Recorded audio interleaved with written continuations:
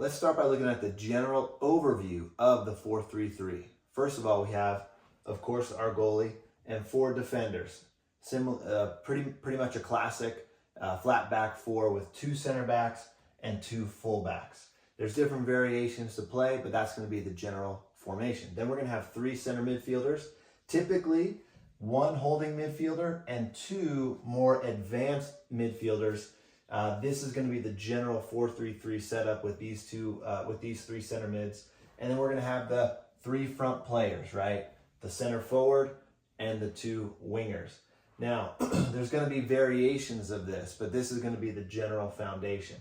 Typically, what you're going to see from your center backs are going to be, a little bit taller players. They're going to have a good pace to them, but they're also going to have to be good with the ball. So these 2 are going to be foundational to everything that is moving forward. These 2 center backs are really they're the first line of offense, and they're organizing the team defensively. So these are going to be players who need to have good communication skills, and they're going to need to be general leaders on the pitch. The fullbacks, all right? Fullbacks have a couple different roles. A lot of times you might see fullbacks getting forward, getting wide, and getting forward into the attack. This is pretty common. Again, left fullback getting wide and getting high, okay? What this does is this can allow the wingers to even move inside a little bit, and the fullbacks get up and down on the width.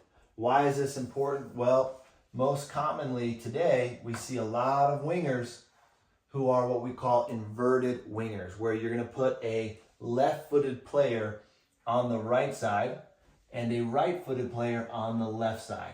Okay, this is probably a recent phenomenon within the last 15 years, okay? Traditionally, we saw wide players being out wide because they were right-footed on the right so they could get crosses in, left-footed players on the left to get crosses in to the box. Over the last 15 years, we've seen a switch, and so you'll see that players like Lionel Messi, Ian Robin. You'll see current players like Antony for Manchester United, or Bukayo Saka, or you go on this side and you think of Jack Grealish for Man City. I mean, multiple teams now use inverted wingers, and for a while, the inverted winger would be cutting inside, giving the space to the fullback to get high and wide. Now, we're seeing a few different variations of that today, but that's typically what you're going to see in a 4-3-3. You're going to have the fullbacks being able to get high and wide to cross it, and the wingers getting inside. Now, when it comes to the center mids, you're going to have a typical holding center mid right here. This is a player who's going to be sitting in front of the center backs, not really getting out wide very often. This is going to be their area. This player needs to be actually pretty good at defending and intercepting passes, but also be able to facilitate. So they're going to have the ball. If they're going to win the ball, they're going to need to facilitate the ball to the different players on the pitch. So this is a very important position, a defensive center mid. Then you have these 2 players here. These are going to be a lot more of the engine of the team. We call these players number 8, right? A midfielder who's getting up and down the pitch. So these are going to be more of the creative facilitators, and they're going to operate in between this defensive center mid and the attacking players. And they're going to find themselves in different areas of the pitch, receiving the ball maybe out wide sometimes, coming inside, working with the center forwards and the wingers to be the creative force to move the ball forward and get goal scoring opportunities. Now, a lot of these players are going to have eyes for goal themselves. You're going to see these players get up into the attack. Think of Frank Lampard. Think of Steven Gerrard. Think of players currently like, Pedri and Gavi for Barcelona.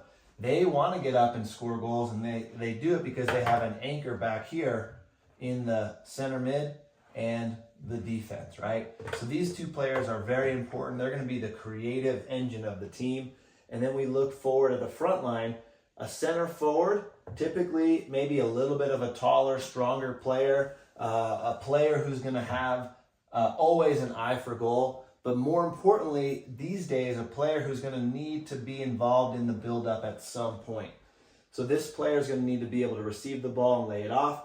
They're going to need to be able to drift out wide and things like this. But ultimately, they're going to be the main player asked upon to score the goals. Then you have the wingers, right, who are going to, oftentimes keep a high line and be out wide, but then cut inside, right? These players are going to be oftentimes cutting inside, creating 1v1 opportunities with whoever the fullback is, and creating dangerous opportunities, because when they can cut inside, they're going at the defender on the front foot and creating a lot of problems for the defender. So these three players typically are going to be working together, oftentimes combining, okay? A lot of times these two wingers are going to be feeding the center forward on assists, but they are going to be looking to create goal scoring opportunities themselves.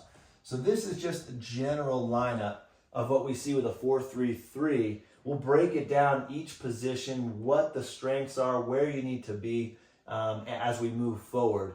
But the 4-3-3 is the most common formation today, and for good reason. There's a lot of balance involved in it. There's a lot of opportunities to put pressure on the opposing team with the way that the formation is set up. It's just a well-rounded shape. Now, shapes change and different things like that, but right now the 4-3-3 is a great fundamental formation for everybody to learn and understand.